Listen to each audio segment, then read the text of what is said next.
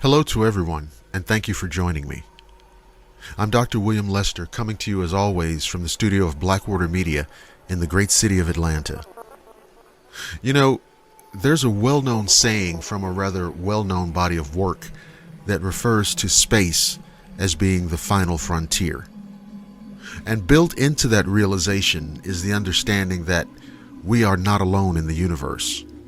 And quite frankly, that's why we're here, to explore that realization.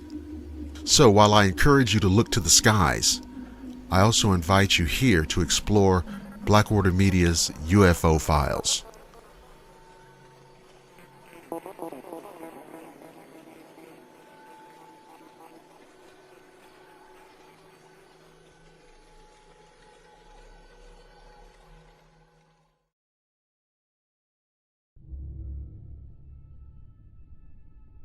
My entire childhood, my father and I used to take late-night walks due to his insomnia from working a late shift. Our neighborhood was considered very safe, and ultimately was an urban neighborhood, even though one of the roads towards the back of the neighborhood was lined with thick forest for about a mile and about a quarter deep, which made a circle back on itself. All of these walks are very dear memories of mine except one, and it ended up being the last one. Along the road with the tree line, there was a single street light to illuminate a small plot of land that someone owned, but was very overgrown and ill-kept. It was common for us to walk this road to enjoy the sounds of the forest, the lack of illumination, and the ease of circling back. One ordinary night, as we were walking and making conversation, my father abruptly stopped, pulled me close, put his hand over my mouth, and crouched down with me. He pointed toward a single illuminated plot roughly 100 yards away. At first, I didn't see anything and thought he was pulling my leg, but just as I began to protest his grasp, I saw a very small humanoid figure, roughly 3 feet in height, scrawny with long limbs, and seemed to be wearing some kind of weird overalls or bodysuit. It came out of the plot's brush line and cautiously took in its surrounding before signaling towards the brush. After a few seconds, 2 other small humanoid figures, looking just like the first one, materialized as well. After a few moments of what looked like a discussion, all 3 made a dash for the forest tree line. Once this happened, my father picked me up, threw me over his shoulder, and made a break for our home, which was roughly a half-mile back. Now keep in mind, my father was 6'5" and about 220 pounds. And at the time I was roughly 120 pounds, and he never showed signs of slowing due to his fear and adrenaline. After that night, we never took late night walks. He installed 4 bright motion detection lights around our acre plot and brought home a dog. The few times I've tried to bring it up, he doesn't want to discuss it and made it clear he never wanted to. I think that night, my father and I encountered alien beings. The image of them standing there huddled together is still very vivid after 15 years, and it frightens me.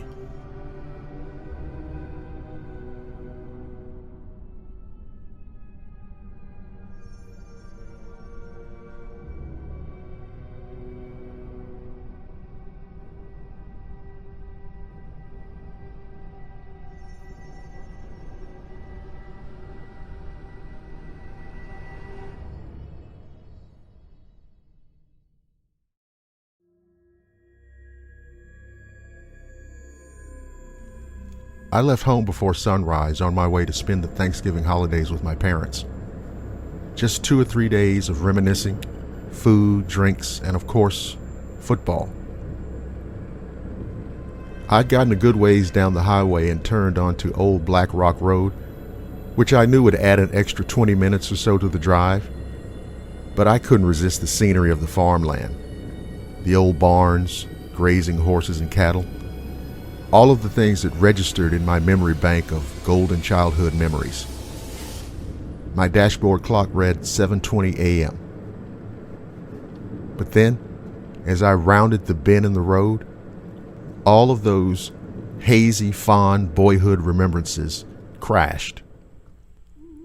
Out ahead of my car, maybe 30 yards away and about 50 feet up in the air, was and I have to keep it real here, a UFO. I mean, this damn thing was just hovering there. A classic flying saucer, like in some Saturday afternoon science fiction movie. Silvery, metallic looking, disc shaped, yellow, blue, and red lights rotating in a clockwise fashion. Now, I didn't get out of the car, but I let my window down and I could hear a very faint hum, very faint. Then it shot off, not straight up, but away from my position to the south, and disappeared over a hillside about half a mile away. My dashboard clock now read 8:30 a.m. What the fuck? The whole sighting couldn't have been more than 5 minutes. How the hell did I lose an hour and 10 minutes? I remember sitting there thinking to myself, God damn, I just saw a UFO, close up, clear as a bell, hovering right in front of me, and saw it fly off. It wasn't Venus, it wasn't a flock of geese, or temperature inversion, or any of that other silly dismissive bullshit. And oh yeah, it wasn't swamp gas.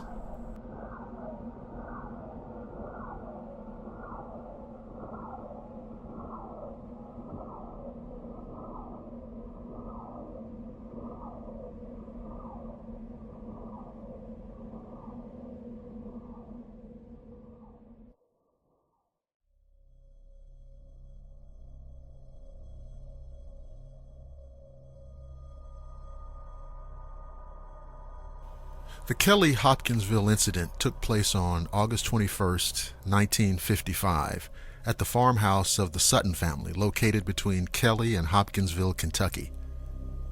That night, Elmer Lucky Sutton and John Charlie, J.C. Sutton, were hosting guests along with their wives and children. With a total of 8 adults and 3 children in the house, attention was easily divided between different conversations, paying no attention to family friend Billy Ray Taylor as he left the house to fetch drinking water from the well. Taylor described seeing a stereotypical flying saucer streak across the sky as he retrieved the water from the well before the UFO landed a little over half a mile away from the house. He recounted the story to the rest of the house upon returning, but was met with laughter and ridicule from his friends. The incident was shrugged off as an overreaction by Taylor, and the occupants returned to their game of cards and chatting. A little over an hour later, the Sutton's dog began to bark frantically outside, rousing Lucky and Billy Ray to investigate. Walking outside towards the dog's location, the dog quickly sprinted past them as motion began stirring in the nearby trees surrounding the farmhouse. Unable to identify the emerging figures at first, Lucky and Billy Ray ran back to the house and quickly armed themselves before returning to the scene, prepared to fend off the homestead from thieves or wild animals. Retrieving a pistol and a shotgun, the 2 men returned outside to confront the figures as the rest of the house watched in disbelief. As the men stepped out onto the porch, they finally saw what had emerged from the forest. Little gray men. No taller than 2 or 3 feet in stature, these humanoid-like figures slinked towards the men, their grossly thin, overly long limbs dragging and swaying as they approached. Their glowing yellow eyes seemed almost glazed over, paying no attention to the men through the vision as their bulbous heads bobbled under their own weight. Taylor also described the figures as having bat-like ears that pointed instantly in the direction of any sound that was being made in its vicinity. Without hesitation, Lucky Sutton shot the humanoid at point-blank range with his shotgun. As the shot collided with the figure, a metallic pink was heard and the figure was knocked down to the ground before abruptly standing right back up and running off with the other figures. A few minutes passed after the men retreated into the house, the occupants obviously shaken. Over the course of the next 30 minutes, these figures would reappear and disappear, peering in through windows and scratching their claws against the panes of glass as if purposely intimidating the lodgers. Firing a reaction shot at one of the appearing figures, Lucky and Taylor once again ran outside to see if they had done any damage to the creature, this time only to be ambushed by one of the creatures standing on the overhang of the roof above the porch. The creature grabbed Billy Ray Taylor by the top of the head before he was pulled back inside by his wife, June. Following this surprise attack, the men spent the next 4 hours fending off 15 of these figures as they stalked on the house, peering into the doorway and windows, looking for an opportunity to get inside. After managing to hold them off with gunfire, the family went to the Hopkinsville police station once day arrived, informing the police of the siege they had just underwent. Known as trustworthy folk, the police had no reason to hold any disbelief toward the Suttons, especially since the adults were sober and the children had recounted the same story. Upon investigation of the Sutton farmhouse, there was little evidence of any creature presence aside from a strange patch of glowing soil, but there was certainly evidence of gunfire as there were holes present in nearby trees, windows, and doors. The encounter of the Kelly Hopkinsville goblins was the start of the, quote, little green men boom in the United States, with the phrase being picked up and used by news outlets and media to describe the encounter and ones that were similar. This, however, is in spite of the fact that the creatures were described as gray-skinned with hues of green rather than being a flat green color. Despite similar encounters being described from that point forward in Hopkinsville and the rest of the United States, there remains a large number of skeptics that all fall back on the same common theory. It was well known at the time that an aggressive family of great horned owls resided in the forest near the Sutton residence, leading many to claim that the family simply mistook the identity of the owls as strange goblin creatures. Skeptic Joe Nickel points toward this fact and states that the residents of the house were more than likely inebriated, regardless of the notion that Lucky's wife, Glennie Langford, was highly religious and didn't allow alcohol inside or near the house, or that the children corroborated the story. That being said, the owl explanation seems dubious. It is highly unlikely that great horned owls would be mistaken for the bizarre goblin-like creatures described. Moreover, no matter how aggressive large owls might be, once the shooting started, they would have almost certainly flown away and not returned. Using large birds as the explanation for encounters with strange creatures has become old hat, and frankly is little more than a dismissive trope. In my estimation, there is no observable evidence of a hoax. Interestingly, there are similar reports in the United States of creatures like the Hopkinsville goblins, though not associated with UFO sightings. Dover, Massachusetts is home to the alleged Dover Demon, a small gray humanoid creature with a large bulbous head and elongated thin limbs that allow it to quickly climb trees. We covered that topic in a previous show. The Chippewa Cree and the Ojibwa indigenous people of Montana share a similar story about a race of small troublemakers known as the Manigishi or the Mimigwisi. Of course, with such a fascinating story, it's gained a large foothold in popular culture. Geraldine Sutton Stith, Elmer Sutton's daughter, wrote a book describing what her father and family experienced and frequently goes on tour discussing the event with ufologists and fans. Media and games have embraced the story too, with many creatures taking inspiration from the tale, such as the Pokemon Sableye and the diminutive creatures from the film Critters.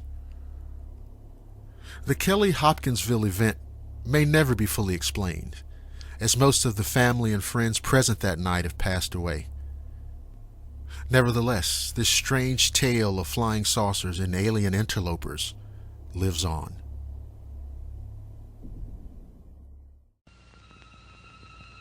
There are monsters everywhere. In Loch Ness, a 24-mile-long bottomless lake in the Highlands of Scotland, it's a creature known as the Loch Ness Monster. In the Himalayas, a towering mountain range on the Asian frontier, it's the monster known as the Abominable Snowman. And in the forests of America, a beautiful wilderness stretching for thousands of square miles, it's called Bigfoot. Now comes a motion picture that shows you actual footage of these and other monsters. You'll journey to Loch Ness and watch what happened when John Cobb, British speed champion, attempted to set a new record on water in 1955. Ignoring warnings about a monster living in the lake, Cobb takes his boat onto Loch Ness. Cobb was killed. His boat disintegrated. Next, you'll join a 1951 expedition to climb Mount Everest. After months of preparation, Eric Shipton led his band of experienced, cool-headed explorers up the treacherous mountain. Higher and higher they climbed. Then, standing at the 19,000-foot level, where no man had ever been before, they saw an incredible sight. Footprints. Giant, man-like tracks stretching out across the snow as far as the eye could see. The footprints of the abominable snowman. And closer to home, in Marietta, Washington, you will experience the terror of Bigfoot. It all began on the night of June 6th. Rita Graham was sitting on her couch watching TV. Suddenly, a giant, hairy hand crashed through the window and groped about. The monster was next seen by Tom Stern, and 3 days later in a Boy Scout camp. In all, the small town experienced 12 encounters within 30 days. Bigfoot, the abominable snowman, the Loch Ness Monster. Just 3 of the monsters you'll see in The Mysterious Monsters. A shocking look into man's encounters with the unknown. The Mysterious Monsters.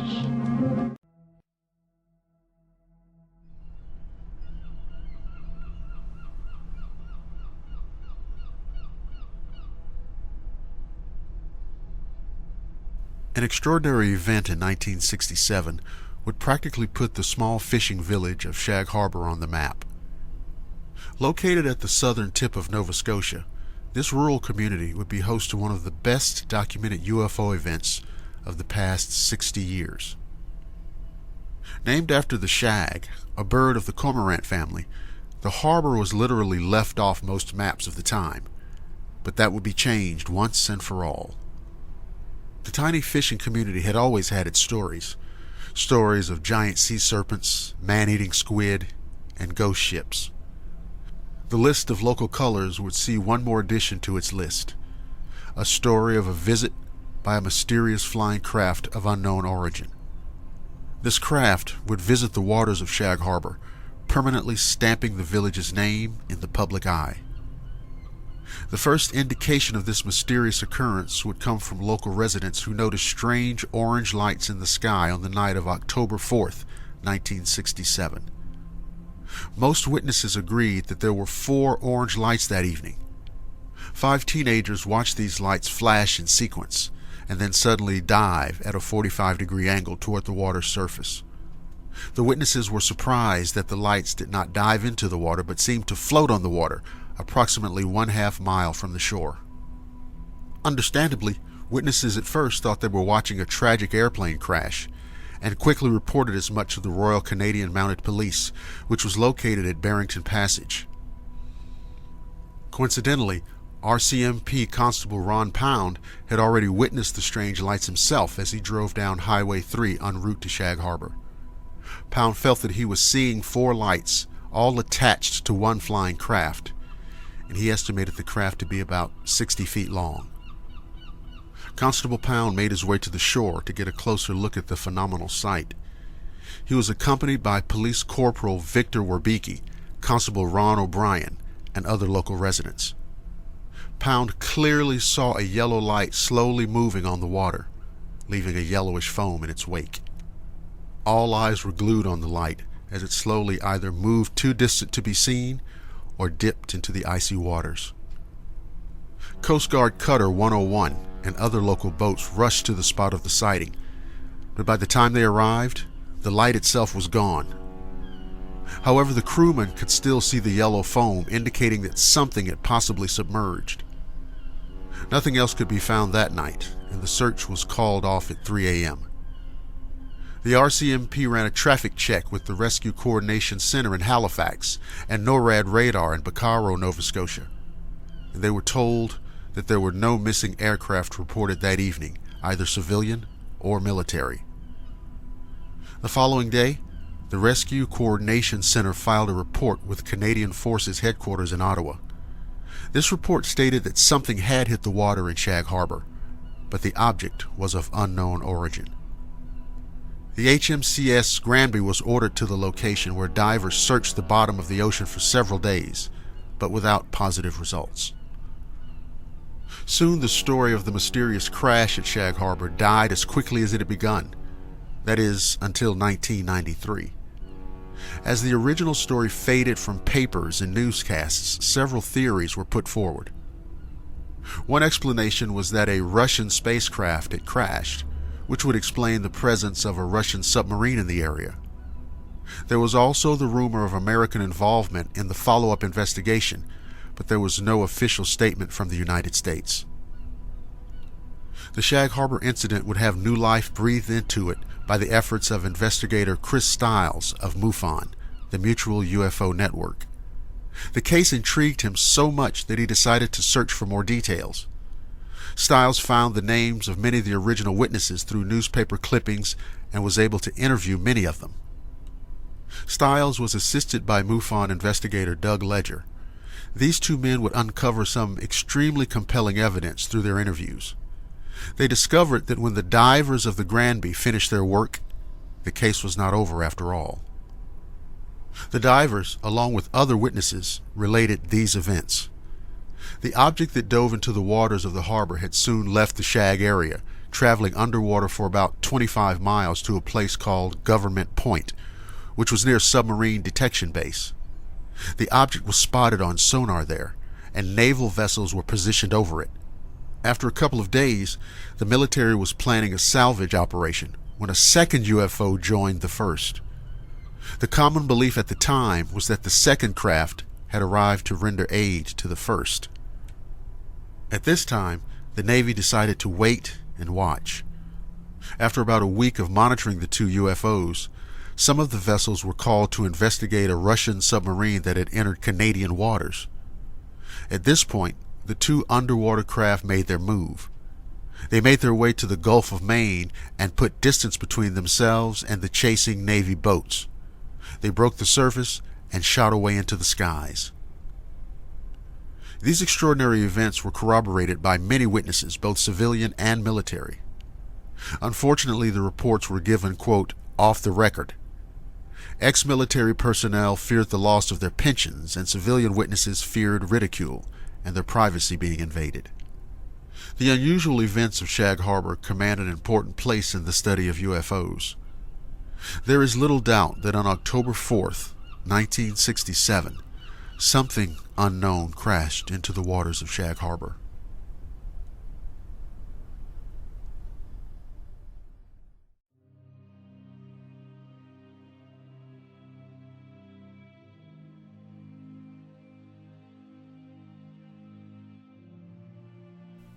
It's time once again to gather together and share a rather strange experience. Mankind tends to view itself as king of the mountain and master of all it surveys. But what happens when we find out just how wrong we are?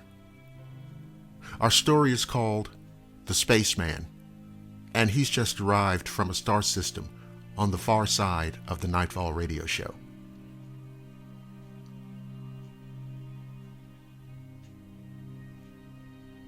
My grandfather and his brother, who everyone called Uncle Robert, were both avid hunters. In fact, it was them who taught me the ways of the woods and the hunt.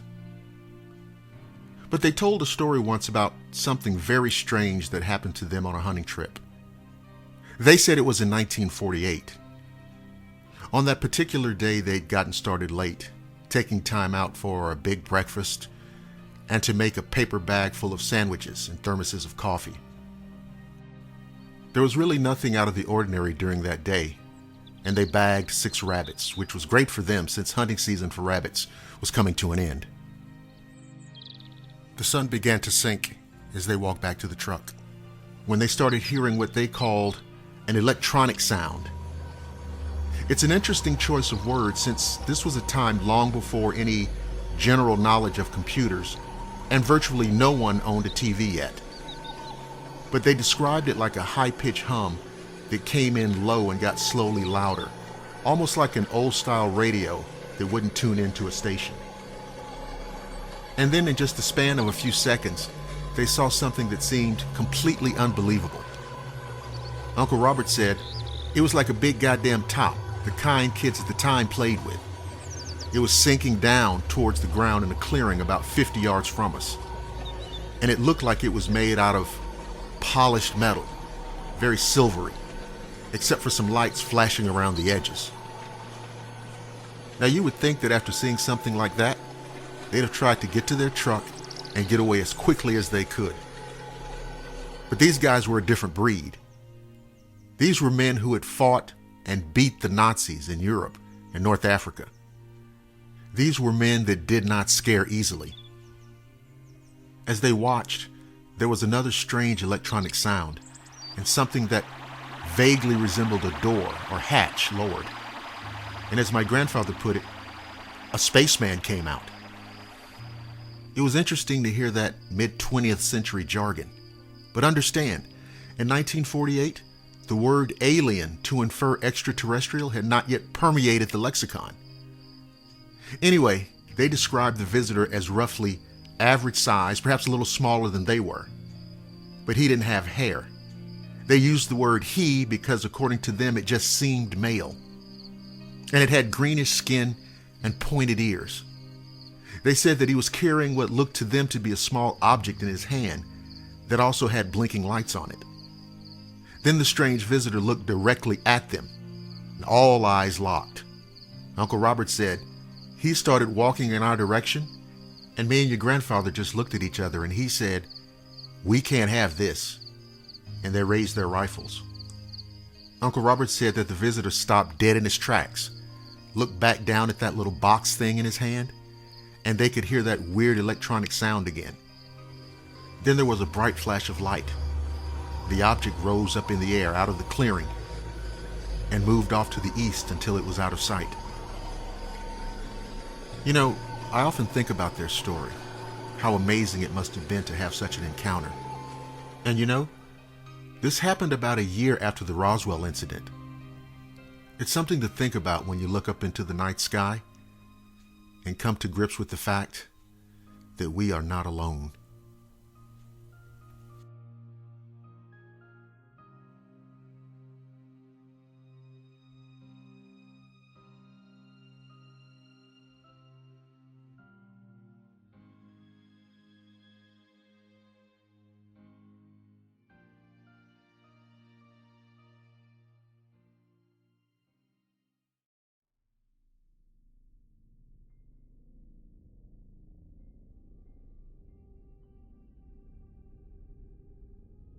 In August of 1976, twin brothers Jack and Jim Weiner, along with their friends Chuck Rack and Charlie Foltz, became participants in an event involving a UFO sighting, missing time, and medical procedures performed by beings unknown. Not only were the four men fishing buddies, but they were all art students, having met at the Massachusetts College of Art. They set out for what should have been an uneventful, relaxing fishing trip, but it was not to be. After being on the waterway for a time, the four fishermen had canoed to Eagle Lake. They had no luck there and returned to the bank. As they were beginning to get low on provisions, they decided to do a little night fishing. To be on the safe side, they built a roaring fire on the bank to use as a landmark in case they became turned around on the lake. After a short period of time, all four of the men's attention was drawn to a large, bright light in the sky over the lake. It was much more brilliant than a star. Only a couple of 100 yards away, the UFO was hovering over a group of trees. The object began to move and change colors from red to green, then to a whitish yellow. The men were watching the object in awe, wondering what it might be. At this time, they estimated it to be about 80 feet in diameter. Charlie Foltz decided to signal to it with his flashlight. At once, the UFO began to move toward them. They were being watched. The object silently made its way toward the men. They began to dash to the shore, paddling as fast as they could. A light from the object beamed down and engulfed the men and their canoe. The next thing they knew, they were back on the bank. Foltz again signaled the UFO with his flashlight, but this time it rose upward and departed from their view. Then they noticed that the large fire they had started only a short time ago was already burned to ashes, which should have taken several hours. What had happened to them? It was obvious to the men that they were missing several hours of time. Little was said between them. They packed up their belongings and headed back home. As time went by, the events of that terrible night on Allagash would begin to have an effect on their lives. The first man to suffer was Jack Weiner. He began to have awful nightmares of strange beings with long necks and large heads. He could see himself being examined while the other 3 men sat idly by. The strange humanoid beings in Jack's nightmares were described as having metallic-like glowing eyes with no lids. Their hands were like an insect's with only 4 fingers. The other 3 men were also having dreams of a similar nature. Finally, in 1988, Jack Weiner decided to visit a UFO conference, which was hosted by author Raymond Fowler. When the conference ended, he talked to Fowler and related his remarkable encounter on the Allagash waterway. Fowler was very experienced in dealing with the exact problem that Jim, his brother, and the 2 other fishermen were facing. He suggested to Jim that all 4 of the men undergo regressive hypnosis, a type of hypnosis that recovers lost memories. After the 4 men completed their sessions, it was determined that all of them had been abducted by strange beings from the UFO that engulfed them and their canoe on the Allagash waterway. Part of the abduction involved very sensitive personal issues of the taking of fluid samples and other humiliating medical tests. The men all recall the abduction procedure. Some would recall one part of it and some another part, but when combined, they showed a complete picture of a typical alien abduction. Since the men were all artists, they were able to draw striking depictions of the examination room, the instruments used, and the aliens. This information would be invaluable to those who study the phenomena of alien abduction. The 4 friends would also take lie detector tests, which they all passed, further verifying their bizarre encounter. Here's to good friends. Tonight is kind of special. The beer will pour. Must say something more somehow. So tonight,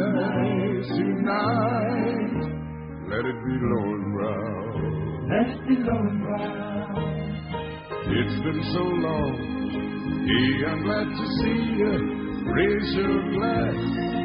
Here's to health and happiness. So tonight, let it be all the best. When you're with good friends having good times, don't just have a beer.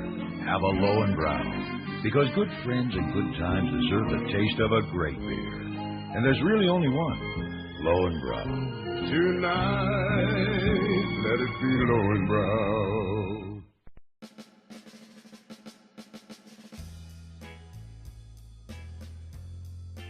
You're listening to the Blackwater Media Radio Network, the finest in digital audio entertainment. This is Blackwater Media coming to you from the great city of Atlanta.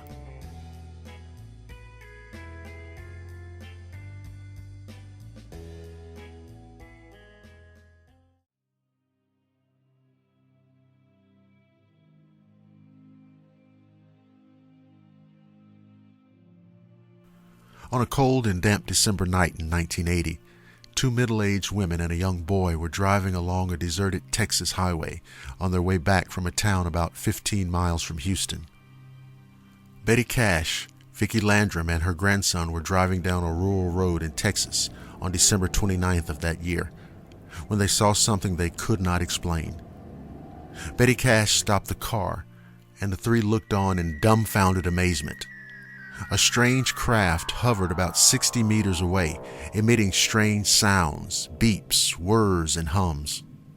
It was diamond-shaped, with a dull metallic surface and a blue glow around its edges. As curiosity overcame fear, the three got out of the car to get a better look. However, the terrified boy soon convinced his grandmother to return to the vehicle. As they stood there watching the object, intense heat radiated from it, forcing Betty Cash to wrap her hand in her jacket to grab a red-hot door handle. The heat was so fierce that it burned the side of Vicki Landrum's face. After a while, the ship began to rise and move away. As it did so, something even stranger happened. A squadron of helicopters, 20 in total, many of them double-rotor machines like those used for military cargo, appeared, trying, amid the great roar, to surround the craft. When the object moved away at high speed, accompanied by the swarm of helicopters, the two women and the boy tried to follow them with the car. From a different angle, the ghost ship turned into a shiny, oblong, cigar-shaped cylinder. Then it vanished along with the helicopters into the distance. Betty Cash left her passengers at their house and headed to her own. By then she was feeling sick. In the hours that followed, the three witnesses developed burns and had nausea and diarrhea. Betty Cash's symptoms were the worst, presumably because she was exposed to the object's radiant heat for the longest time. Sick and scared, she sought medical help and was hospitalized for 2 weeks with severe burns. However, several days before, doctors heard about the incident that had preceded the group's injuries. Investigators studied the case for several years without even coming close to identifying the fearsome ship or tracing at least the origin of the more mundane helicopters. Although other witnesses in the area reported that they had seen dazzling lights and twin-rotor helicopters that night, identifying the larger ones from photographs as CH-47 Chinooks, all local military bases denied having such aircraft on the ground. The U.S. government denied ownership of the brilliant apparition. Betty Cash, Vicki Landrum, and her grandson were left only with their lingering injuries and an unfinished story. Betty Cash died at the age of 69 on December 29, 1998, 18 years to the day after her claimed close encounter. Vicki Landrum died at the age of 83 on September 12, 2007. The incident, which has since become known as the Cash-Landrum case, remains one of history's most compelling and mysterious UFO encounters.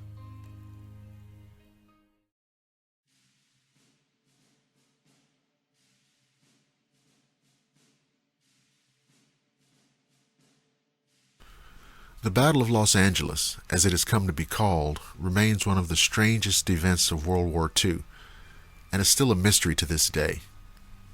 The event took place during the nights between February 24th and 25th, 1942. Never fully explained, these events remain shrouded in mystery and the subject of intense speculation.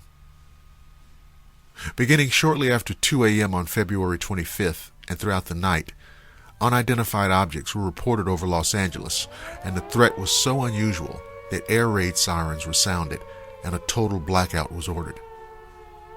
At 3:16 a.m., the 37th Coast Artillery Brigade began firing 12.8-pound anti-aircraft shells at the objects.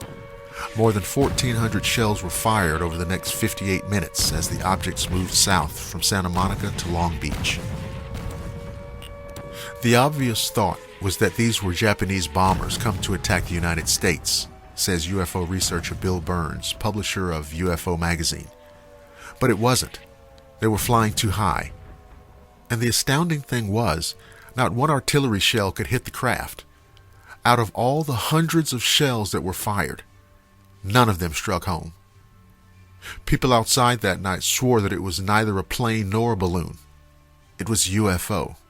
It floated, it glided, and to this day, nobody can explain what that craft was, or why our anti-aircraft guns couldn't hit it. It's a mystery that's never been resolved. Descriptions of the UFOs varied widely.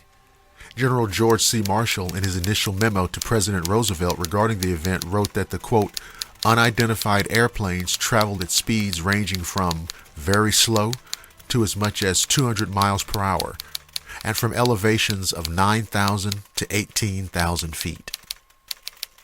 At first, officials offered a very vague explanation.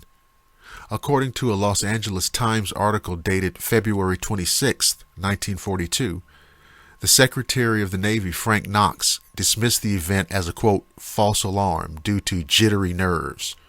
But when this failed to satisfy the press and the public, the Army responded with a definitive answer that the craft and the battle were real, and the next day, Secretary of War Henry L. Stimson confirmed that.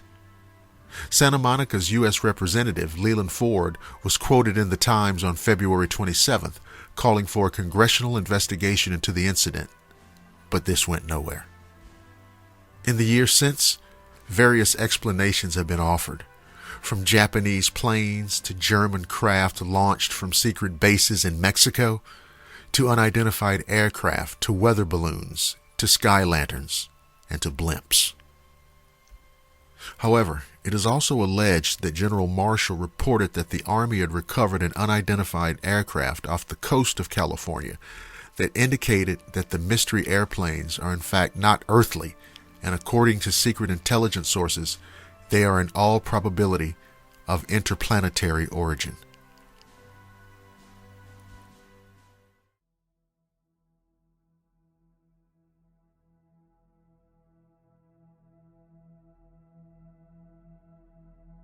Alien abductions have long been a topic of discussion, and that includes the infamous Pascagoula abduction of 1973. Despite all the years that have passed, the strange events that took place that night haven't become any less unsettling or baffling. On the night of October 11th, 1973, the coastal town of Pascagoula, Mississippi, became the site of one of the most interesting and unusual UFO abduction cases in history. The day started off just like any other for Charles Hickson, age 42, and Calvin Parker Jr., age 19. The men were co-workers at the nearby shipyard and planned to go fishing after work. At around 9 p.m., while fishing off the west bank of the Pascagoula River, Hickson and Parker's strange ordeal began. According to reports, the two men heard a buzzing noise and then noticed an unusual aircraft illuminated by a blue light. In later interviews, Hickson described the flying object in further detail, claiming it was the shape of a football and hovered a few feet above the ground. Suddenly, an entrance appeared on the aircraft, at which time 3 humanoid entities exited and floated to the ground towards Hickson and Parker. Later interviews indicate it was at this time that Parker passed out, leaving only Hickson to witness the frightening events that were to ensue. After being brought on board, Hickson claimed that he was taken to a room where a round, globe-like object floated around him, presumably performing some type of inspection. According to Hickson, the entire ordeal lasted about 20 minutes. Afterward, he was returned to his original fishing location, at which time he was reunited with Parker. Extremely shocked, frightened, and confused, the two men weren't sure if they should even tell anyone what happened. Eventually, Hickson and Parker contacted Kessler Air Force Base.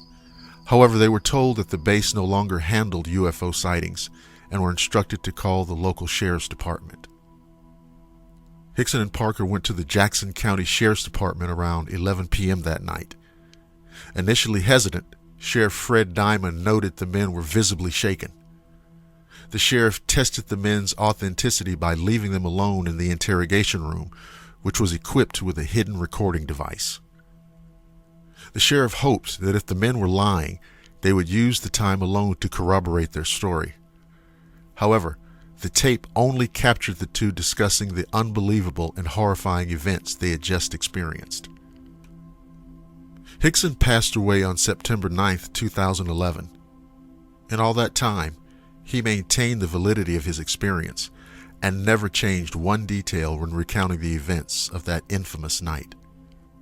In the years following the event, Calvin Parker said he changed jobs and relocated to other towns when people realized who he was. It was just something he didn't want to discuss. Calvin Parker died in 2023 at the age of 68.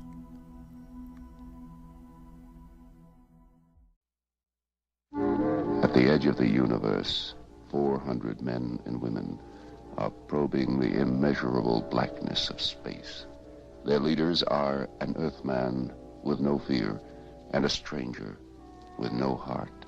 Travel beyond our time and solar system, into new galaxies, into worlds beyond your dreams. Star Trek, every week, in color on the NBC television network.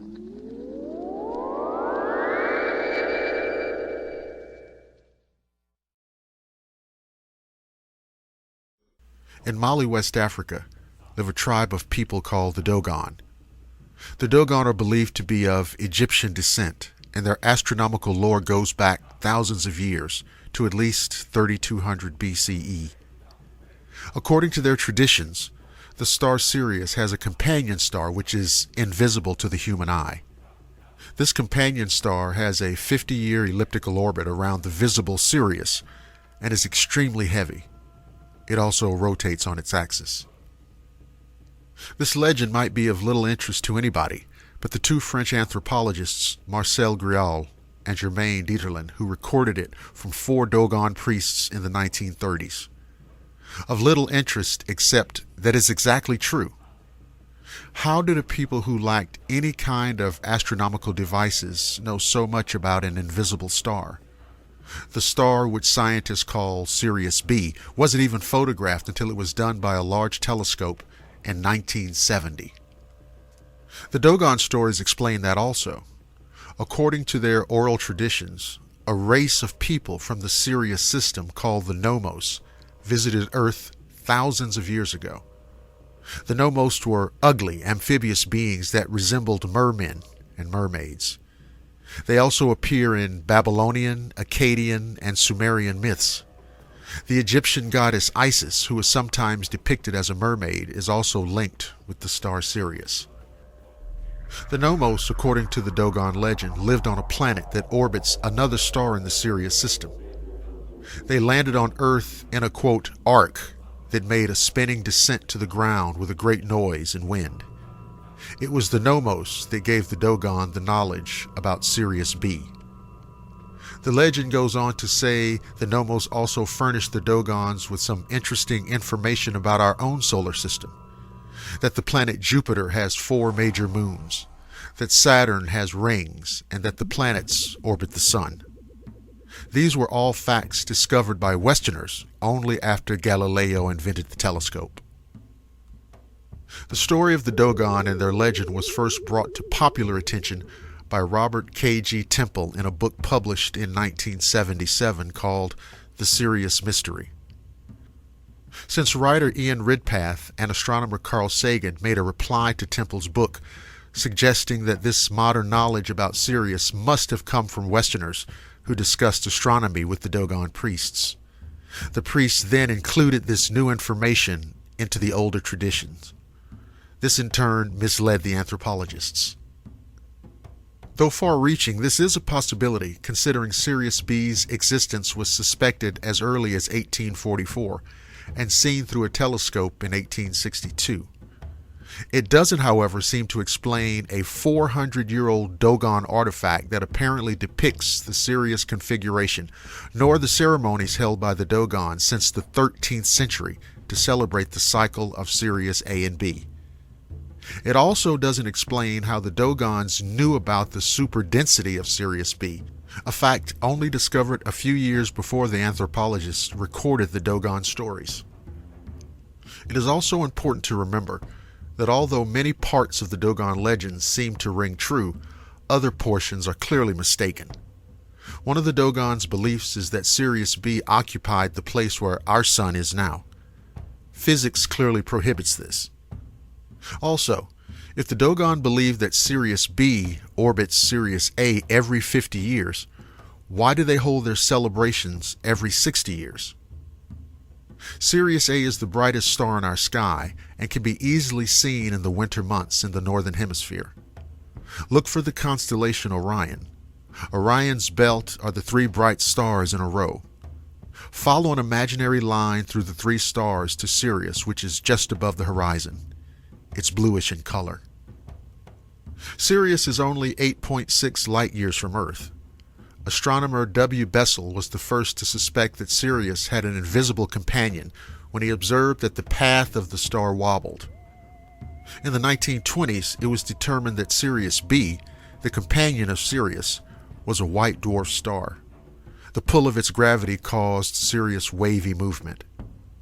White dwarfs are small, dense stars that burn dimly. Sirius B is in fact smaller than the planet Earth. 1 teaspoon of Sirius B is so dense that it weighs 5 tons. So, did alien fishmen pay a visit to ancient Earth and give the Dogon their knowledge? Or was the Dogon's culture contaminated by Western visitors? Or could the Dogons have had ancient technical or non-technical means to find this information out? Or is the whole thing just a matter of coincidence? The question may be settled as larger and more powerful telescopes take a look at the Sirius system. According to the legend, there is a third star, Sirius C, and it is around Sirius C that the home planet of the Nomos orbits. Most scientists do not consider any part of the Sirius system a prime candidate for life, though. When Temple first issued his book in the 1970s, there was no solid evidence of a Sirius C. In 1995, however, 2 French researchers, Daniel Benest and J. L. Duvant, authored an article in the prestigious Journal of Astronomy and Astrophysics with its title, "Is Sirius a Triple Star?" and suggested, based on observations of motions in the Sirius system, that there was a small third star there. They thought the star was probably of a type known as a red dwarf and only had about 0.05 the mass of Sirius B. So has the home star of the Nomos been discovered? Or is this just another strange coincidence? Hopefully, time will tell.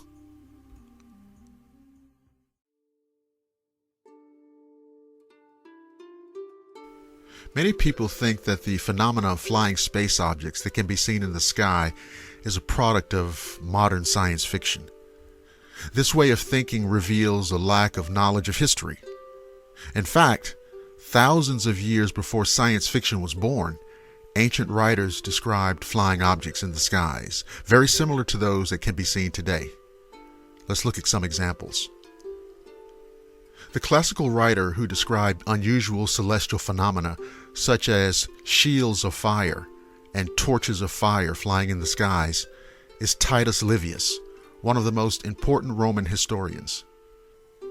In his masterpiece Ab Urbe Condita, The Founding of the City of Rome, Livius reports several extraordinary events that were interpreted as omens or prodigies by the ancient Romans. In particular, Livius describes sightings of burning shields, clipii ardentes, and fiery torches, facies ardentes, appearing in the sky. These phenomena were often associated with significant historical events, such as wars or political changes, and were considered divine signs or messages from the gods. For example, in Book 21 of his work, Livius mentions the appearance of fiery shields in the sky during the Second Punic War, 218 to 201 BCE, an event that the Romans interpreted as an omen linked to the threat of Hannibal.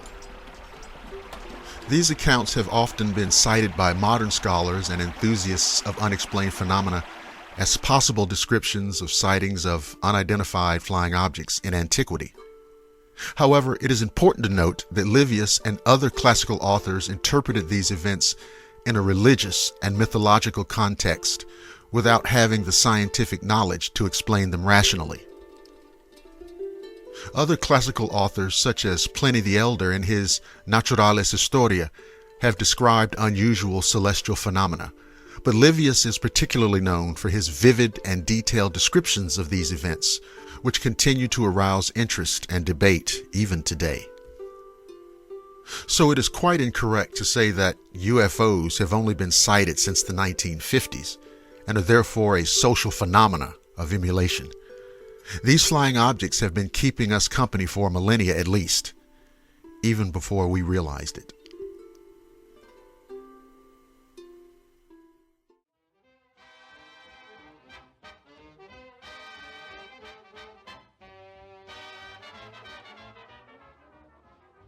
Of all the stories to emerge from the chaos of World War II, some of the strangest didn't come from the trenches or battle-scarred cities, but from the skies above them. Imagine the scene. Fighter pilots gripping the controls of their aircraft, nerves taut, eyes scanning for enemy planes, and suddenly, something utterly inexplicable darts into view. Glowing orbs, strange lights, and fast-moving objects with impossible agility appeared alongside Allied and Axis pilots alike. These weren't enemy fighters or weather balloons. They were dubbed Foo Fighters, and they quickly became one of the war's most persistent mysteries. The name Foo Fighter itself came from the U.S. 415th Night Fighter Squadron. It all started in November 1944, when Lieutenant Edward Schleuder and his crew spotted a series of bright orange lights over the Rhine near Strasbourg. Despite their attempts to shake them off with high-speed maneuvers, the lights kept pace with ease, flickering and dancing in the darkness before vanishing into thin air. What's more, ground radar detected nothing. It was Lieutenant Donald Mears, the radar operator, who began calling these strange lights Foo Fighters, a term borrowed from the comic strip Smokey Stover, where the phrase, "where there's foo, there's fire," was a regular gag. What makes the Foo Fighters so intriguing is the sheer volume and consistency of reports. Pilots described glowing spheres and discs that displayed intelligent, responsive movement. They would tail aircraft, mirror their movements, and sometimes zip ahead before vanishing. These reports weren't limited to one side of the war either. Both Allied and Axis forces encountered them, each assuming at first that they might be witnessing some secret weapon or advanced technology deployed by the enemy. But as intelligence operatives gathered testimonies, it became clear. Nobody had any idea what they were dealing with. By January 1945, the sightings were so frequent that they hit the press. An Associated Press article described how these balls of fire seemed to be under intelligent control, trailing American planes without ever engaging in combat. The public, already gripped by the wonders and horrors of wartime technology, was fascinated. But behind the headlines, military officials were at a loss. Neither American nor German research turned up any evidence of experimental aircraft matching the Foo Fighters' capabilities. Over the years, various explanations have been offered. Some scientists suggest natural phenomena such as St. Elmo's fire, a form of plasma discharge that can occur around aircraft in certain atmospheric conditions. Others pointed to ice crystal reflections or electromagnetic disturbances. However, none of these theories fully accounted for the object's bizarre behaviors, their sudden turns, rapid acceleration, and ability to outmaneuver the fastest planes of the era. It was almost as if the lights had a consciousness, anticipating and reacting to the pilot's actions. In recent times, interest in Foo Fighters has resurfaced thanks to broader discussions around UFOs and unexplained aerial phenomena.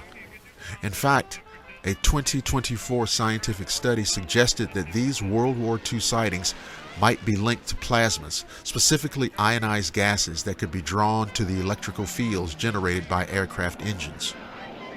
These plasmas, the researchers theorized, might behave in ways that appear almost biological, changing shape, replicating or following electromagnetic patterns. It's a fascinating idea, to be sure, but like many theories before it, it still leaves plenty of unanswered questions. What's undeniable is that the Foo Fighters represent one of the earliest, best documented cases of strange aerial phenomena, occurrences that challenge our understanding of physics, technology, and maybe even consciousness itself. The reports are compelling, not only because of their consistency, but also because they came from highly trained military pilots, men whose very survival depended on their ability to distinguish friend from foe, real threats from illusions. For me, the Foo Fighters remain one of the greatest unsolved mysteries of the 20th century. Were they natural phenomena, misunderstood enemy technology, or something far more otherworldly? We may never know. But every time I dig into wartime archives or listen to old interviews with those veteran pilots, I'm struck by the same feeling. Whatever was up there, it wasn't something anyone on Earth was prepared for. And that's exactly the kind of story that keeps me searching the skies and the shadows for answers.